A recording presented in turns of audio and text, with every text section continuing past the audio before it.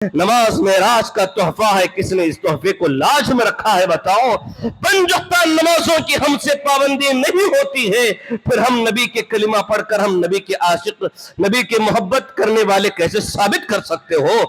نبی کا لایا ہوئے تحفے کی تمہارے اندر قدر نہیں، میرے اور آپ کے اندر نمازوں کی پابندی نہیں، تو نبی علیہ السلام کی تحفے کی قدر نہیں ہے، تو لہذا ہم نمازوں کے پابند بن جانا چاہیے، کیونکہ اللہ کے نبی صلی اللہ علیہ وسلم فرماتے ہیں مرنے کے بعد قیامت کے دن آؤ گے، سب سے پہلا حساب و کتاب لیا جائے گا تو نماز کا، اول ما يحاسب به العبد یوم القیامت الصلاة المکتوبہ، سب سے پہلے فرض نماز کے بارے میں سوال کیا جائے گا، کیا جواب دیں گے؟ پہلا سوال ناکام ہو جاؤ گے، اس لیے نمازوں کے عادی بن جاؤ، پابند بن جاؤ۔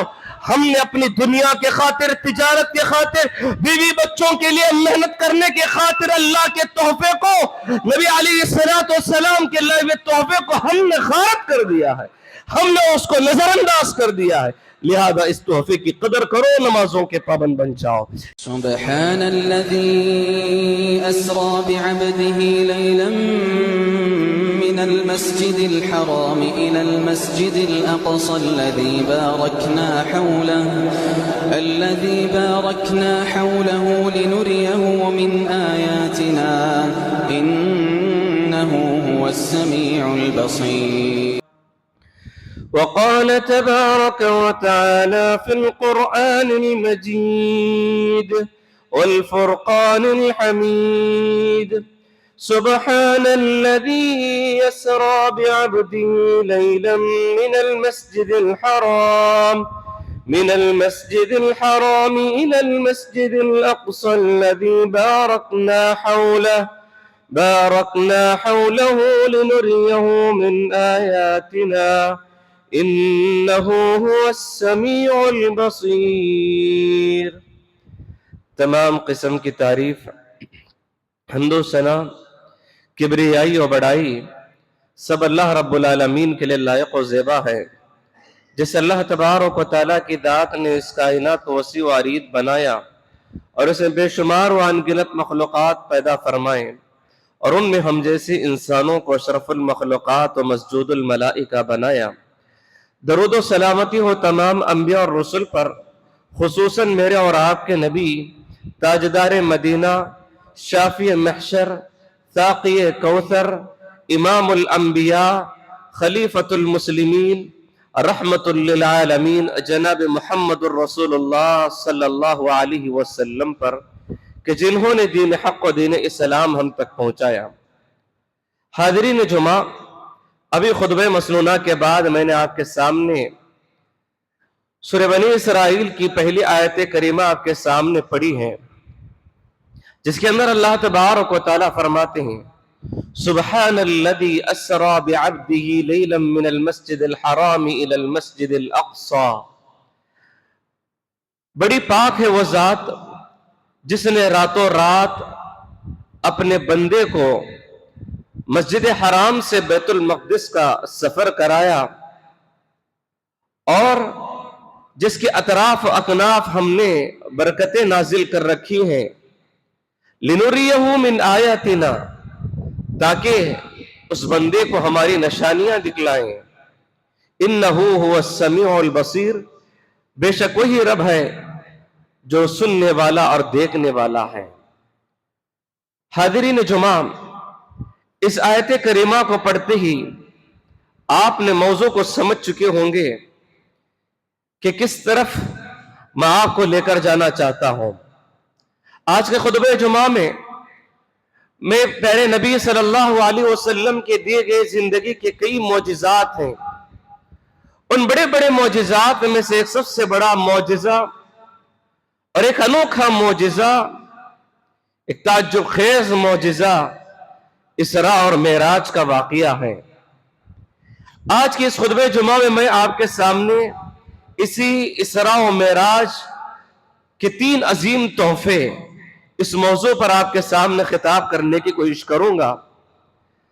اس بڑے لمبی وسیع موضوع کو میں بڑے ہی مختصر وقت میں سمیٹنے کی یا کچھ باتیں آپ کے سامنے رکھنے کی کوشش کروں گا، لہذا آپ بغور سماعت فرمائیں کہ اللہ تبارک و تعالی اللہ کے نبی صلی اللہ علیہ وسلم کو بے شمار معجزات عطا فرمائے، اور ایک ایسا عظیم معجزہ ہے جو اسراء اور معراج کا صرف اللہ تبارک و تعالیٰ نے اپنے نبی علیہ السلام کو ایک رات میں مکمل سفر عطا کر دیا۔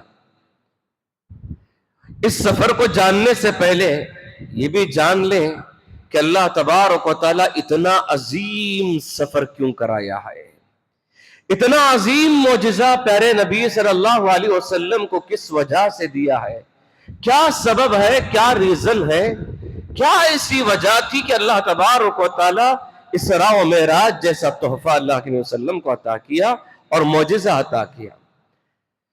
اگر آپ دیکھیں گے نبی علیہ السلام کی نبوت کی زندگی جو مکے میں گزری ہے، وہ زندگی اگر آپ اٹھا کے پڑھیں گے بڑی دکھ درد کی زندگی ہے، بڑے غم کی زندگی ہے۔ نبی علیہ السلام پر آزمائشوں کی زندگی ہے، نبی علیہ السلام پر اپنی فیملی پر زندگی، فیملی پر آزمائش اور اپنے ذات پر آزمائش۔ ابھی اللہ کے نبی صلی اللہ علیہ وسلم نے اعلان کیا ہے کہ میں نبی ہوں، لوگ تانا دینے لگے، تو نبی ہے تو ہم تجھ سے بات نہیں کریں گے، وہ نبی کیسے ہو سکتا ہے جو کل تک ہمارے درمیان کھیلتا کودتا تھا، ہم تجھے کیسے نبی مانے کہ اللہ تبارک و تعالیٰ مکے کے اتنے بڑی عظیم لوگ، مالدار لوگوں کو چھوڑ کر تجھ جیسے انسان کو نبی بنایا، تانا دیتے تھے۔ اللہ کے نبی صلی اللہ علیہ وسلم کو کسی نے پاگل کہا، کسی نے مجنون کہا، کسی نے جادوگر کہا، کسی نے ساحر کہا۔ اللہ کے نبی صلی اللہ علیہ وسلم کی پرسنل زندگی میں بڑی آزمائشیں آئی، وہ ایک ایک تیر اللہ کے نبی صلی اللہ علیہ وسلم کے دل پہ لگتی تھی، بڑی چوٹ لگتی تھی۔ اللہ کے نبی صلی اللہ علیہ وسلم نے صبر کیا، برداشت کی ہے۔ اللہ کے نبی صلی اللہ علیہ وسلم کے گردن میں رسی ڈال کر مروڑ کر ان کو تکلیف دینے کی کوشش کی، اللہ کے نبی نے برداشت کیا۔ اللہ کے نبی صلی اللہ علیہ وسلم سجدے کی حالت میں ہوتے تو اونٹ کی اوجڑی لا کر ان کے کندھے پہ، ان کی پیٹھ پہ رکھ دی جاتی، اللہ کے نبی صلی اللہ علیہ وسلم نے اس گندگی کو، اس وزن کو بھی برداشت کر لیا۔ اللہ کے نبی صلی اللہ علیہ وسلم کی جو اولاد تھے، جو لڑکے تھے، اللہ تبارک و تعالیٰ ایک ایک کر کے لے لیے دنیا میں۔ کوئی اللہ کے نبی صلی اللہ علیہ وسلم کا ایک بچہ بھی 2 سال 1.5 سال کی عمر تک نہیں پہنچا، ابھی 2 سال کی عمر کو کوئی بچہ بھی نہیں پہنچا، اس سے پہلے اس دنیا سے رخصت ہو جاتا تھا۔ صرف اللہ کے نبی صلی اللہ علیہ وسلم کی زندگی میں بیٹیاں ہی بیٹیاں آئیں، اور بیٹیاں بھی ایسی کہ اللہ کے نبی صلی اللہ علیہ وسلم کی 2 بیٹیوں کو ایک ساتھ طلاق دے دی گئی۔ اللہ کے نبی صلی اللہ علیہ وسلم کی 2 بیٹیاں شادی شدہ، طلاق لے کے ایک ہی وقت میں 2 بیٹیاں اپنے گھر میں آتی ہیں تو باپ کا کیا صدمہ ہوتا ہے۔ اللہ کے نبی صلی اللہ علیہ وسلم نے اپنی پرسنل زندگی کے اس صدمے کو بھی برداشت کر لیا۔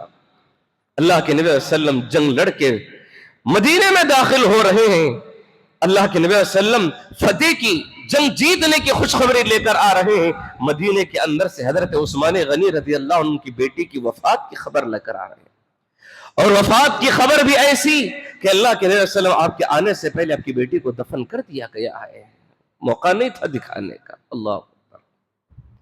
اور ایک بیٹی آپ کی باحیات رہی آپ کی پوری زندگی، آپ کی وفات کے بعد بھی، وہ بھی 6 مہینے کے بعد فاطمہ رضی اللہ عنہا بھی آپ کے پاس آ مل گئی۔ یہ اللہ کے نبی صلی اللہ علیہ وسلم کی ذاتی اور پرسنل زندگی کے واقعات ہیں جو مختصر اوقات میں آپ کے سامنے رکھا۔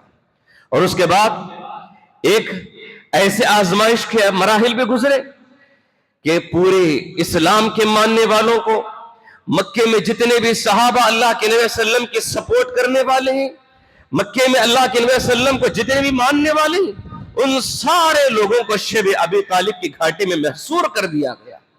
ایک پورے گھاٹی میں سب لوگوں کو بند کر دیا گیا، اور نہ ان سے کوئی خرید و فروخت کرتا ہے، نہ ان کے سامان کوئی لینے کے لیے تیار، نہ کوئی ان کو دینے کے لیے تیار، کوئی بیچنے والا نہیں، کوئی ان سے خریدنے والا نہیں، کوئی باہر سے ان کو بات کرنے والا نہیں، سب کچھ بیکاٹ، کچھ نہیں۔ کھانے پینے کے لیے ترس رہے ہیں، بھوک کی حالت ایسی ہوتی تھی چمڑا ملتا تو پانی میں بھگو کر کھا لیتے تھے۔ یہاں تک بھی کہا گیا کہ بھوک کی شدت ایسی ہوتی کہ صحابہ کرام درخت کے پتے نکال کر توڑ کر کھایا کرتے تھے، جس طرح چوپائے جانور کھاتے ہیں اس طرح پتوں کو کھا کر زندگی گزارنے لگے. صحابی رسول بخاری کی حدیث میں فرماتے ہیں جب ہم قضاء حاجت کے لیے جاتے تو ہمارا فضلہ بھی ایسے نکلتا جس طرح کے جانوروں کا نکلتا تھا. اللہ اکبر. ایسی آزمائش کی کٹن زندگی 3 سال تک وہاں پر گزاری, اور اس 3 سال میں حضرت خدیجہ رضی اللہ عنہا بھی بہت کمزور ہو چکی تھی. شیب ابی طالب کی آزمائش سے گزر کر آزاد ہوئے.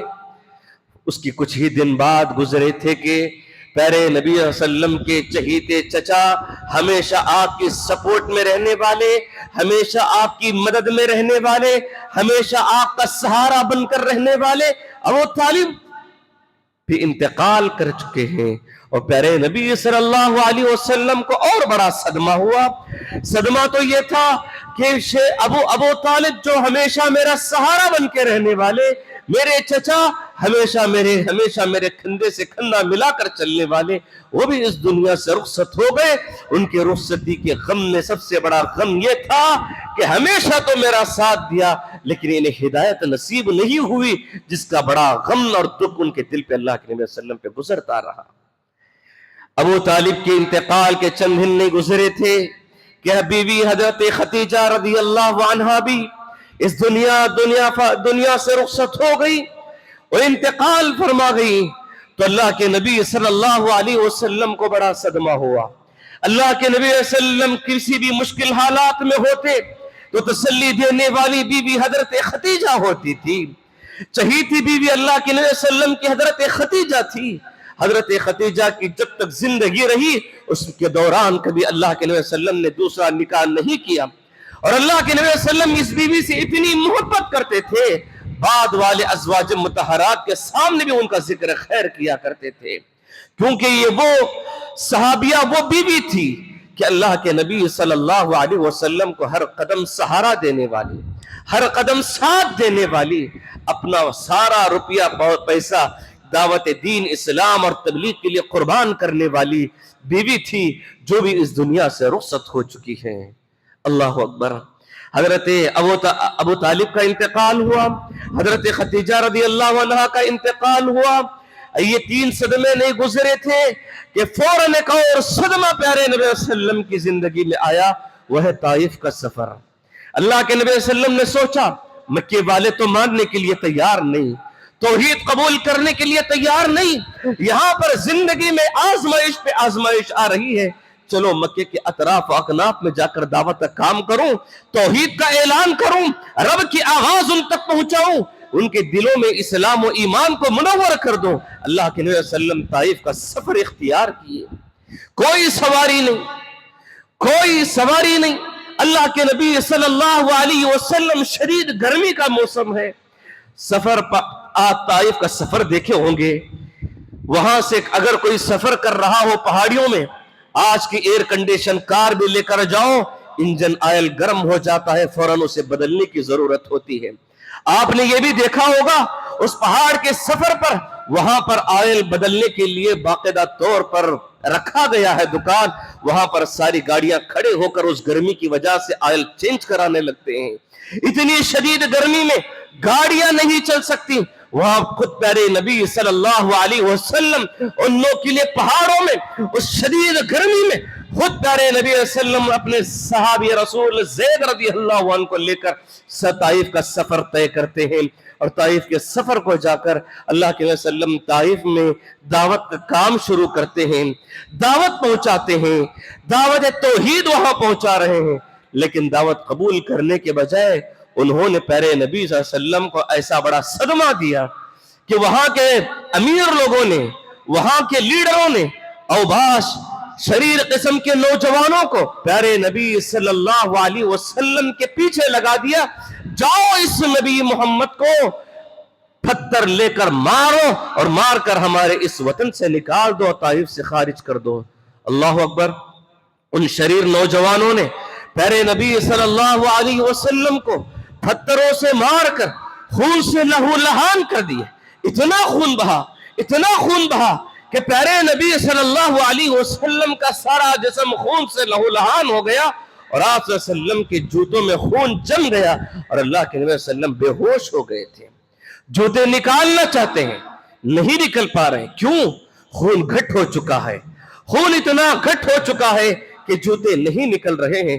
اللہ کے نبی صلی اللہ علیہ وسلم نے یہ بھی صدمہ برداشت کیا اور اس کے بعد طائف سے نکل کر سیدھا مکے میں داخل ہوئے, اور داخل ہونے کے بعد بڑے غم زدہ تھے اللہ کے نبی صلی اللہ علیہ وسلم. اللہ کے نبی صلی اللہ علیہ وسلم پہ بڑا غم چھایا ہوا تھا. یہ کیا زندگی ہے؟ میں اللہ کا رسول ہوں, اللہ کا نبی ہوں, میں ان کو جہنم سے جنت کی طرف دعوت دے رہا ہوں, میں ان کے دلوں سے شرک کو نکال کر توحید کو بھرنا چاہتا ہوں, لیکن یہ کیسی قوم ہے جو مجھے آزمائش پہ آزمائش دیتی جا رہی ہے, یہ دنیا دکھ پہ دکھ دیتی جا رہی ہے, ہر آنے والا غم پرانے غم کو چھوٹا کر رہا ہے اور آنے والا غم اس سے بڑا ہوتے جا رہا ہے. یہ اللہ کے نبی صلی اللہ علیہ وسلم بڑے غم میں تھے اور اللہ تبارک و تعالیٰ سے شکایت تھی, اے اللہ یہ کیسی زندگی ہے, یہ کیسا دکھ ہے, یہ کیسی زندگی ہے کہ جو آزمائش پہ آزمائش آ رہی ہے. تو اس وقت اللہ تبارک و تعالیٰ ان کے دل کو تسلی دینے کے لیے, اللہ تبارک و تعالیٰ ان کے دل کو خوش کرنے کے لیے ایک ایسا عظیم سفر کرایا جو آج تک پوری تاریخ دنیا میں اتنا تیز رفتار سفر کبھی نہیں ہوا. ایک رات میں اسراء و معراج کا واقعہ اللہ تبارک و تعالیٰ کرا دیا, اور اللہ کے نبی صلی اللہ علیہ وسلم کو یہ صرف خواب میں کوئی دیدار نہیں, یہ خواب میں کوئی دکھاوا نہیں تھا, سفر نہیں تھا, بلکہ اللہ تبارک و تعالیٰ خود آیت کریمہ میں کہا سبحان الذی اسرا بعبدہ, میں نے اپنے بندے کو اپنے انسان کے جسم اور روح کے ساتھ اللہ تبارک و تعالیٰ آسمان میں بنا. اللہ تبارک و تعالیٰ یہ اسراء و معراج کا واقعہ خواب میں نہیں بلکہ اللہ تبارک و تعالیٰ جسم اور روح کے ساتھ کرایا ہے. یہ سب سے پہلی بات رہی. دوسری بات, اللہ تبارک و تعالیٰ اس سفر کا آغاز شق صدر سے کرایا ہے. شق صدر کسے کہتے ہیں؟ اللہ کے نبی صلی اللہ علیہ وسلم کو اسراء اور معراج شروع کرنے سے پہلے اللہ کے نبی صلی اللہ علیہ وسلم کو حلق کے یہاں نچلے حصے سے لے کر پیٹ کے آخری حصے تک چیرا گیا, باقاعدہ اوپن ہارٹ سرجری ہوئی. اللہ کے نبی صلی اللہ علیہ وسلم کے دل کو دھویا گیا. اس سے پہلے اللہ کے نبی صلی اللہ علیہ وسلم کو بچپن میں بھی سینہ چاک کر کے شق صدر کر کے اوپن ہارٹ سرجری کی گئی تھی. جنت سے لایا ہوا سونے کا تشت تھا اور اس کے اندر ایمان سے بھرا ہوا تشت تھا وہ, اور اس کے ساتھ ساتھ آب زمزم کا پانی اللہ کے نبی صلی اللہ علیہ وسلم کے اس تشت میں لایا گیا اور اللہ کے نبی صلی اللہ علیہ وسلم کے پورے سینے کو چیر کر ان کے دل کو نکالا گیا. اوپن ہارٹ سرجری خود پیارے نبی صلی اللہ علیہ وسلم کے زندگی میں اور خود نبی علیہ السلام کی گئی ہے. آج دنیا کی کوئی نئی ایجاد نہیں ہے. اللہ کے نبی صلی اللہ علیہ وسلم کا پورا ہارٹ نکال کر برتن میں تش میں رکھا گیا اور اسے زمزم کے پانی سے مکمل دھو کر ایمان سے معمور کر دیا گیا. پھر پورا دھو کر اللہ کے نبی صلی اللہ علیہ وسلم کا دل پھر ان کے سینے میں بٹھا دیا گیا. یہ اللہ کے نبی صلی اللہ علیہ وسلم کے ساتھ شق صدر کا واقعہ ہوا. اللہ کے نبی صلی اللہ علیہ وسلم کو یہ جو شق صدر کا واقعہ ہوا, دل کو دھویا گیا. کیوں دھویا گیا؟ اس لیے کہ تم اس دنیا سے نکل کر ایک ایسی دنیا میں تم جا رہے ہو وہاں کے تمہیں مناظر دیکھنے کی طاقت چاہیے, وہاں دیکھنے کہ تمہارے اندر نورانیت پیدا ہونی چاہیے. اللہ تبارک و تعالیٰ اس عالم دنیا سے بڑی ایک اور دنیا میں لے جانے کے لیے ان کے دل کو پاک صاف کر دیا گیا. اور پیارے نبی صلی اللہ علیہ وسلم کے پاس اس سفر کا آغاز رات میں ہوا. رات میں دو روایتیں ہیں. ایک تو روایت یہ ہے کہ اللہ کے نبی صلی اللہ علیہ وسلم اپنے گھر میں تھے تو سفر گھر سے شروع ہوا, اور دوسری روایت یہ ہے کہ اللہ کے نبی صلی اللہ علیہ وسلم حتیم کے پاس ٹیک لگائے ہوئے آرام کر رہے تھے. یعنی جو کعبۃ اللہ کے پاس جو چھوٹی دیوار ہے وہ بھی کعبۃ اللہ کا حصہ ہی ہے, لیکن حلال پیسے ختم ہو جانے کی وجہ سے اس دیوار کو ایسے ہی چھوڑ دیا گیا تھا جسے حتیم کہا جاتا ہے. اللہ کے نبی صلی اللہ علیہ وسلم وہاں ٹیکا لیے بیٹھے ہوئے تھے. وہیں سے رات میں ان کا سفر شروع کیا گیا. بہرکیف کہیں سے بھی شروع ہو, حرم سے شروع ہوا. اللہ تبارک و تعالیٰ نے کہا من المسجد الحرام, مسجد حرام سے سفر شروع ہوتا ہے. تو جبرائیل علیہ السلام ان کے پاس ایک سواری لے کر آئے. اس سواری کا نام تھا براق. اس براق کہا جاتا ہے کہ گھوڑے سے ذرا چھوٹا تھا, گدھے سے کچھ بڑا تھا, لیکن سفید تھا, بڑا چمکدار تھا. ایسے سواری کے ساتھ لائے گا. براق کسے کہتے ہیں؟ تیز رفتار سواری. اس طرح تیز رفتار سواری دنیا کا کسی سائنٹسٹ کسی بڑا سائنسدان نے اب تک وجود میں نہیں لایا۔ کہا جاتا ہے کہ انسان کی نگاہ جہاں تک جاتی ہے وہاں تک اس کا پہلا قدم پڑتا ہے۔ تو اس سواری میں جب بٹھانے کی باری آئی تو وہ براق بدکنے لگا تو اس وقت جبرائیل علیہ السلام نے کہا اے براق تجھ پر ایک ایسی شخصیت سوار ہو رہی ہے، اتنی عظیم شخصیت کبھی تو نے اپنے کندھے پہ اپنے پیٹھ پہ سوار نہیں کیا ہے۔ اتنا کہنا تھا وہ خاموش ہو گیا۔ اللہ کے نبی صلی اللہ علیہ وسلم سوار ہوئے، سیدھے مسجد حرام سے اللہ تبارک و تعالیٰ کے حکم سے براق سیدھے کہاں بیت المقدس کی طرف لے کر گیا۔ بیت المقدس میں رکا دیا گیا، براق کو باندھ دیا گیا، اور اللہ کے نبی صلی اللہ علیہ وسلم بیت المقدس میں دیکھتے کیا ہیں؟ اس رات میں پوری مسجد رونق ہے اور ساری مسجد کچا کچ بھری ہوئی ہے۔ آدم علیہ السلام سے لے کر عیسیٰ علیہ السلام اور اللہ کے نبی سے پہلے جتنے بھی انبیاء رسول پیغمبر آئے تھے وہ سارے لوگ وہاں صفے بنا کر ریڈی تیار کھڑے ہوئے ہیں۔ سارے لوگ صفے بچھا کر سارے پیغمبر وہاں پر موجود ہیں، صرف ایک جگہ خالی ہے، وہ مصلی کی جگہ خالی ہے۔ اللہ جبرائیل علیہ السلام نے کہا اے نبی آگے بڑھیے، مصلی کی جگہ کو پر کیجئے۔ اللہ کے نبی صلی اللہ علیہ وسلم مصلی پہ آتے ہیں اور آنے کے بعد ساری انبیاء کی، سارے رسولوں کی، سارے پیغمبروں کی امامت فرماتے ہیں، اور اللہ کے نبی صلی اللہ علیہ وسلم وہاں سارے انبیاء کی امامت کرائی، اور امامت کرانے کے بعد پھر وہاں سے معراج کا سفر شروع ہوتا ہے۔ یہاں تک کہ واقعے کو اسراء کہتے ہیں، اور یہاں سے اب جو معراج کا سفر ہے سیدھے جبرائیل علیہ السلام آسمان میں لے کر جاتے ہیں بیت المقدس سے، اور آسمان میں جیسے ہی دروازے کو کھٹکھٹاتے ہیں فرشتہ پوچھتا ہے کون ہے؟ کہتے ہیں میں جبرائیل ہوں۔ تمہارے ساتھ کون آئے ہیں؟ کہتے ہیں کہ دنیا کا نبیوں کا سردار، امام الانبیاء، خلیفۃ المسلمین جناب محمد الرسول اللہ صلی اللہ علیہ وسلم میرے ساتھ موجود ہیں۔ کیا اللہ کا حکم ہے کہ ان کو ساتھ میں لاؤ؟ ہاں اللہ کا حکم ہے کہ ساتھ میں لایا جائے۔ آسمان کے دروازے کھول دیے جاتے ہیں، اور اس کے بعد اللہ کے نبی صلی اللہ علیہ وسلم پہلے آسمان میں جاتے ہیں تو آدم علیہ السلام سے ملاقات ہوتی ہے۔ دوسرے آسمان میں جاتے ہیں، دوسرے آسمان میں عیسیٰ علیہ السلام اور یحییٰ علیہ السلام سے ملاقات ہوتی ہے۔ تیسرے آسمان میں جاتے ہیں، یوسف علیہ السلام سے ملاقات ہوتی ہے۔ چوتھے آسمان میں جاتے ہیں، ادریس علیہ السلام سے ملاقات ہوتی ہے۔ پانچویں آسمان میں جاتے ہیں تو ہارون علیہ السلام سے ملاقات ہوتی ہے۔ چھٹے آسمان میں جاتے ہیں، موسیٰ علیہ السلام سے ملاقات ہوتی ہے، اور ساتویں آسمان میں جاتے ہیں تو ابراہیم علیہ السلام سے ملاقات ہوتی ہے۔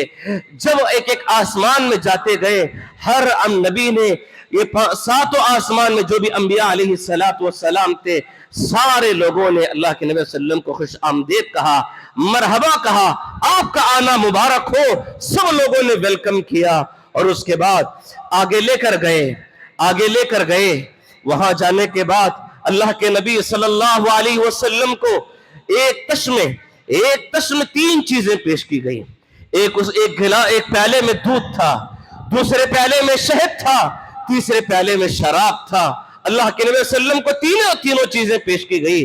اللہ کے نبی صلی اللہ علیہ وسلم نے دودھ کا انتخاب کیا تو اللہ کے نبی فرشتے نے کہا اصبت الفطرہ، اے اللہ کے نبی آپ نے فطرت کو چنا ہے، آپ نے سچی چیز کو چنا ہے، آپ نے ایک پاک طیب چیز کو چنا ہے۔ اگر آپ شراب کو چنتے آپ کی امت بہک جاتی، آپ کی امت بھٹک جاتی، آپ کی امت گمراہ ہو جاتی۔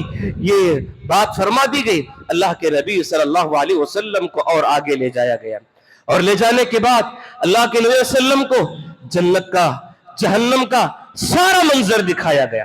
جہنم کے کیسے کیسے احوال ہیں، کیسے کیسے بے نمازیوں کا انجام ہوتا ہے، کیسے شرابیوں کا انجام ہوتا ہے، کیسے زناخور لوگوں کا انجام ہوتا ہے، کیسے حرام کھانے والوں کا انجام ہوتا ہے، کیسے لوگ بولتے ایک ہیں کرتے ایک ہیں۔ ڈبل رخ دکھانے والے لوگوں کا انجام کیسے ہوتا ہے. اللہ کے نبی صلی اللہ علیہ وسلم کو جہنم کے سارے منظر دکھائے گئے اور جنت کے سارے مناظر کو اللہ تبارک و تعالی نے دکھایا, اور یہ سارے منظر دیکھے. اس کے بعد اللہ کے نبی صلی اللہ علیہ وسلم کو یہ بھی منظر دکھایا گیا کہ موسیٰ علیہ السلام خبر میں نماز پڑھ رہے ہیں. موسیٰ علیہ السلام خبر میں نماز پڑھ رہے ہیں. اب یہ سوال نہیں ہو سکتا کہ موسیٰ علیہ السلام خبر میں کیوں نماز پڑھ رہے تھے, وہاں کیسے نماز پڑھ رہے تھے, مرنے کے بعد کیسے نماز ہو رہی تھی. یہ تمام سوالات کرنے کی ہم سب کو گنجائش نہیں ہے, اجازت نہیں ہے, کیونکہ یہ سب غیبیات ہیں, غیب کے معاملے ہیں. غیب کے بارے میں سوال نہیں کرنا ہے, جتنا ہمیں بتایا گیا ہے صحیح حدیث اور قرآن کے ذریعے سے اس کو ماننا ضروری ہے. انبیاء موسیٰ علیہ السلام کو قبر میں نماز پڑھتے ہوئے دیکھیں. اس کے بعد اللہ کے نبی صلی اللہ علیہ وسلم کو بیت معمور دکھایا گیا. بیت معمور کیا ہے؟ مسجد حرام جو ہے, مکہ ہے, کعبۃ اللہ ہے. کعبۃ اللہ کے سیدھے اوپر آسمان میں اسی طرح ایک عبادت خانہ تیار کیا گیا فرشتوں کے لیے. وہاں فرشتے دن رات عبادت کرتے ہیں. وہاں پر اللہ کے نبی صلی اللہ علیہ وسلم فرماتے ہیں کہ 70,000 فرشتے ایک مرتبہ طواف کرتے ہیں. ایک مرتبہ طواف کرنے کے بعد زندگی میں کبھی ان کا دوبارہ موقع نہیں آتا. اتنے فرشتے وہاں عبادت میں لگے ہوئے ہیں. پوری زندگی عبادت میں جا رہی ہے, ہر لمحہ وہاں عبادت ہو رہی ہے. وہاں اللہ تبارک و تعالیٰ کی بندگی اتنے ہزاروں سینکڑوں اربوں کربوں میں وہاں بندگی کر رہے ہیں. یہ اللہ کے وسلم نے بیت معمور کو دیکھا. اس کے بعد پیارے نبی صلی اللہ علیہ وسلم کو اور آگے لے جایا گیا. وہاں سدرۃ المنتہا ہے. سدرۃ المنتہا کیا ہے؟ یہ وہ انتہا ہے, وہ اینڈنگ پوائنٹ ہے جہاں پر سارے فرشتوں کی جانا آنا ختم. وہاں پر کسی ایک فرشتے کو آگے بڑھنے کی اجازت نہیں. وہاں پر حضرت جبرائیل کا جانا ختم. وہاں پر فرشتوں کا جانا ختم. وہاں آج تک کوئی نہیں گیا. سدرۃ المنتہا اینڈ ہے. وہاں اس سے آگے کوئی بڑھ نہیں سکتا, کوئی آگے جا نہیں سکتا. وہاں پر سارے لوگوں کی انتہا ہو جاتی ہے. وہ سدرۃ المنتہا کی ایک نشانی یہ ہے کہ وہاں ایک بیری کا درخت ہے. سدرۃ المنتہا, اسے سدرہ کہتے ہیں کہ ایک بیری کا درخت ہے, بیر کا درخت. اس کے ایک ایک پتا ہاتھیوں کے کان کے برابر ہے, اور اس کا ایک ایک پھل بڑے بڑے ہانڈیوں کے برابر ہے. اس کے اوپر ایک ایسا نور چھایا ہوا ہے, اور وہاں پر سارے لوگوں کی آمد ختم ہو جاتی ہے. جو بھی وہی آتی ہے وہیں سے سن کر آ جاتے ہیں, اس سے آگے بڑھنے کی کسی کو اجازت نہیں ہے. وہاں پر آخر میں جبرائیل علیہ السلام نے فرمایا کہ اے نبی, اس سے آگے میں بڑھ نہیں سکتا. اللہ کے نبی صلی اللہ علیہ وسلم سے کہا گیا تم اس سدرۃ المنتہا کو پار کر کے آگے جا سکتے ہو, لیکن ہمیں یہاں آگے بڑھنے کی اجازت نہیں. اگر میں ایک قدم بھی آگے بڑھاؤں تو جل کے راکھ ہو جاؤں گا, ختم ہو جاؤں گا. اس سے آگے بڑھنے کا مجھے پاور نہیں, ادھیکار نہیں ہے. لہذا اللہ کے نبی آپ آگے بڑھو. اس وقت اللہ کے نبی صلی اللہ علیہ وسلم نے جبرائیل کو اپنی اصلی حالت میں, اپنی اصلی شکل میں دیکھے تھے. اللہ کے نبی صلی اللہ علیہ وسلم حضرت جبرائیل علیہ السلام کو ان کی اصلی شکل و صورت میں دیکھے تھے. اللہ کے نبی صلی اللہ علیہ وسلم فرماتے ہیں کہ ان کے 600 پر ہیں, 600 پر ہیں. اگر ایک پر بھی پھیلا دے پورے مشرق و مغرب میں اندھیرا ہو جاتا ہے. کہ پر اتنا بڑا تھا اور اتنا سفید, اتنا چمکدار ہے کہ ان کے پروں سے موتی اور یاقوت جھڑتے ہیں. اور اللہ تبارک و تعالیٰ اتنا خوبصورت بنایا ہے اسے دنیاوی الفاظ میں بولا نہیں جا سکتا. وہ جو ایک ایک موتی گرتا ہے, اس ایک موتی کی قیمت دنیا کے خزانے سے بھی بڑھ کر قیمتی ہے. اللہ اکبر, اتنی بڑی قیمتی وہ موتیاں ہیں جو ان کی موتیاں اور یاقوت ان کے پروں سے گرتے رہتے ہیں. اور اللہ تبارک و تعالیٰ فرشتوں کی تخلیق ایسے کیا ہے, سبحان اللہ. اس کے بعد سدرۃ المنتہا سے آگے اللہ کے نبی صلی اللہ علیہ وسلم بڑھتے ہیں اور خوب اللہ تبارک و تعالیٰ سے بات چیت کرتے ہیں, اور اپنے دنیا کا سارا غم اللہ کے نبی صلی اللہ علیہ وسلم بھول جاتے ہیں. اللہ سے بات چیت کرتے ہیں, اللہ سے گفتگو ہوتی ہے.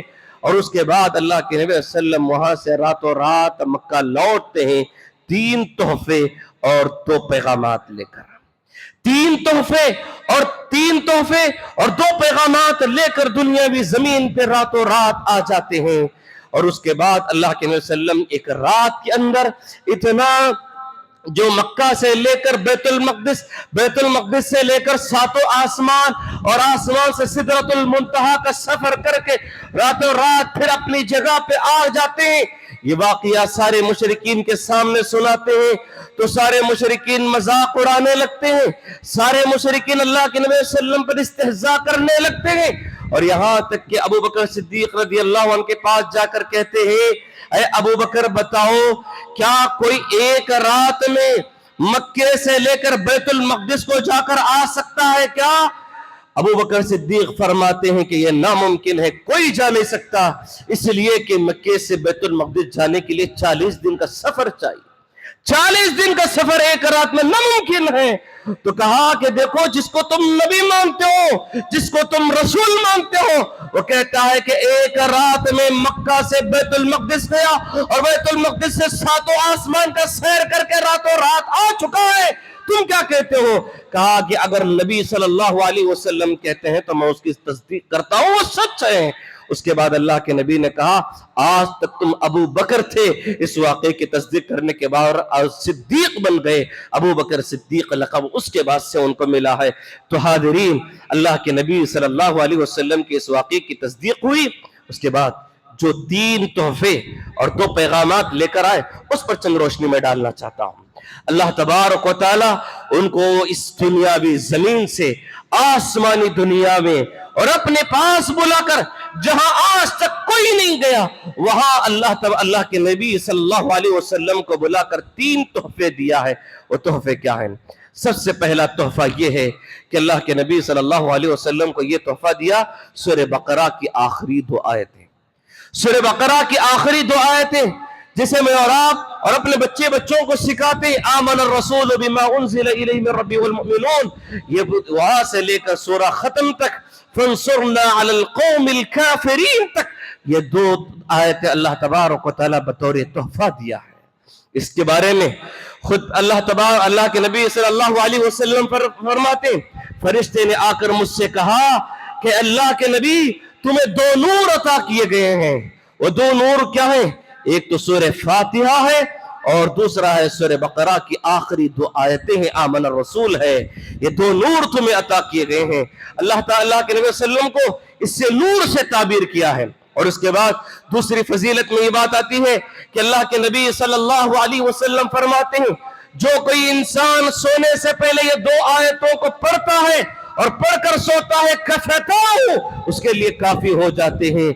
और उस दिन शैतान कहता है, आज का दिन मैं इसका कुछ बिगाड़ नहीं सकता, क्योंकि इसने सोने से पहले आमन रसूल पढ़ा है। सुभान अल्लाह, ये आसमान में बुलाकर दिया जाने वाला पहला तोहफा है अल्लाह के नबी सल्लल्लाहु अलैहि वसल्लम को। वो तोहफा मुझे और आपको याद होना चाहिए।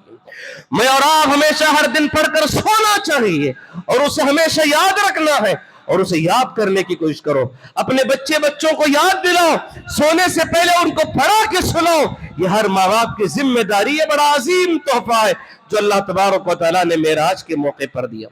दूसरा तोहफा क्या है?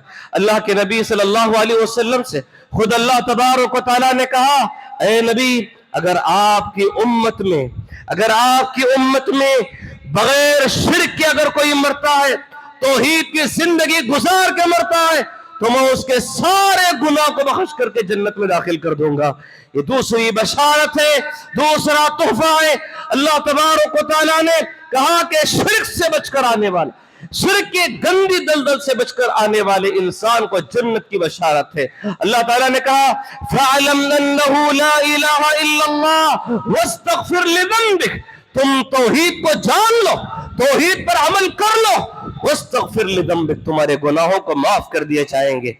याद रखो, अपनी जिंदगी में कितने भी लाख मुश्किलात आ जाए, कितने भी लाख तकलीफें आ जाए, लाख आजमाइशें आ जाए, जिंदगी में दुख देने वाली बहुत सारे रास्ते आ सकते हैं। सब्र करो, लेकिन कभी शिर्क के रास्ते में ना जाना।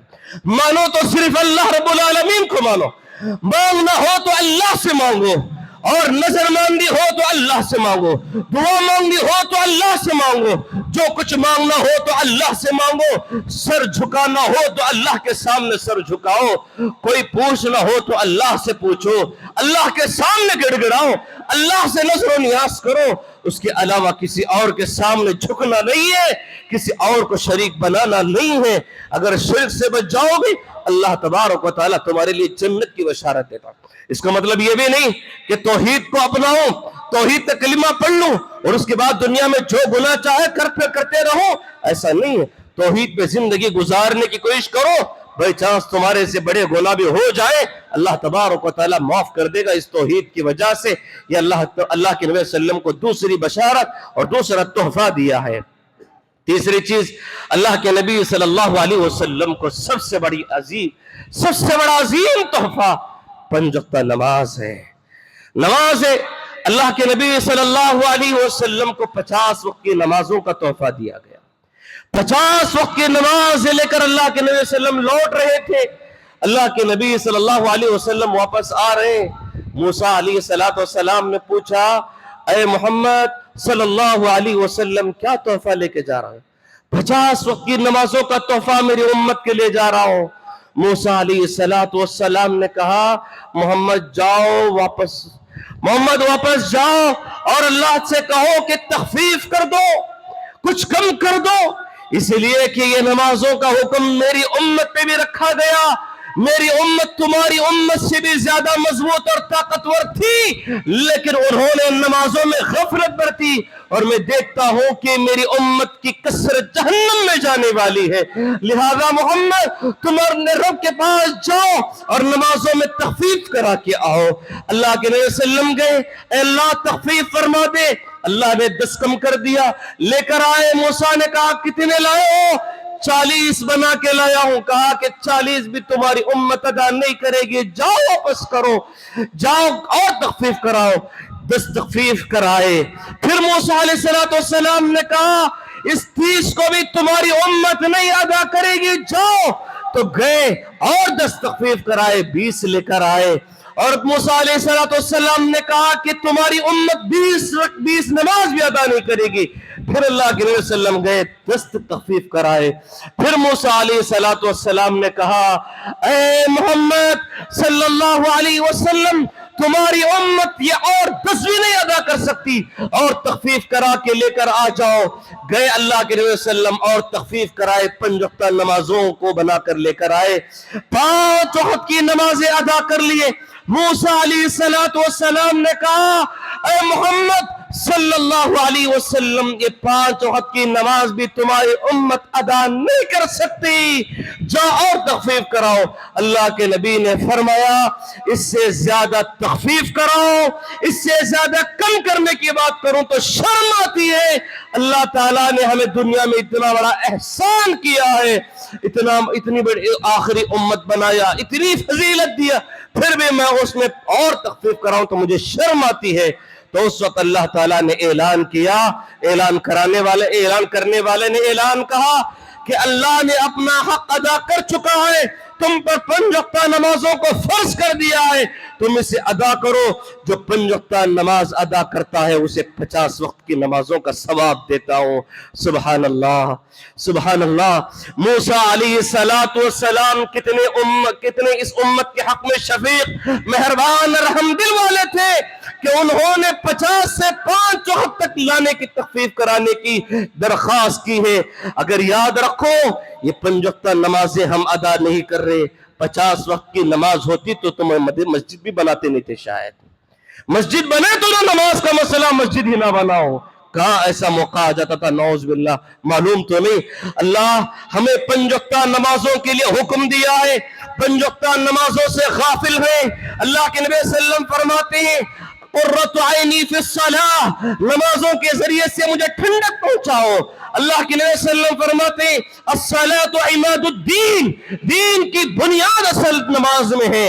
اللہ کے نبی صلی اللہ علیہ وسلم نے جو کچھ سب سے پہلے مسلمانوں پر واجب قرار دیا، کوئی سب سے پہلا فرض عائد کیا ہے تو وہ نماز ہے۔ الصلاۃ، یہ نماز معراج کا تحفہ ہے۔ اللہ کے نبی صلی اللہ علیہ وسلم نے معراج سے اللہ کے پاس سے تحفہ لے کر آئے۔